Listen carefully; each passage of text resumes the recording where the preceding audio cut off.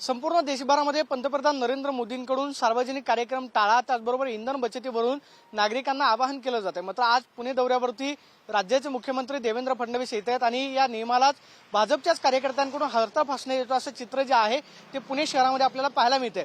महम्मदवाडीमधल्या 9 पाण्याच्या टाक्यांचं उद्घाटन देवेंद्र फडणवीसांच्या हस्ते होतंय।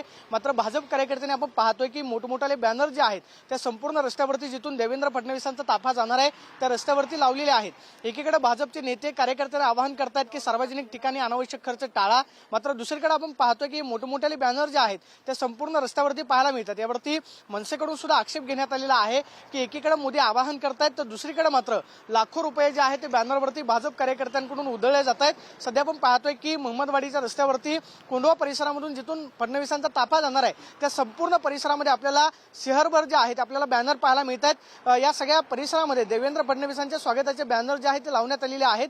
एकीकडे फडणवीसांनी सुद्धा आवाहन केलेलं आहे की सार्वजनिक कार्यक्रम जो आहे राज्य सरकारकडून टाळला जाईल, मात्र दुसरीकडे भाजपचे कार्यकर्ते जे आहेत तेच नेत्यांनी केलेलं आवाहन जे आहे ते स्वीकारताना पाहायला मिळत नाही। त्याचं कारण म्हणजे हे मोठमोठाले बॅनर जे आहेत ते आपल्याला संपूर्ण रस्त्यावरती पाहायला मिळतात।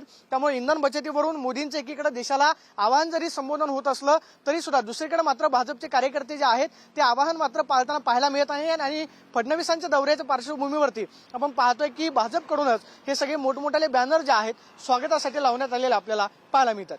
Camera person Vicky Chavan, Pradeep Kapse, TV9 Marathi, Pune.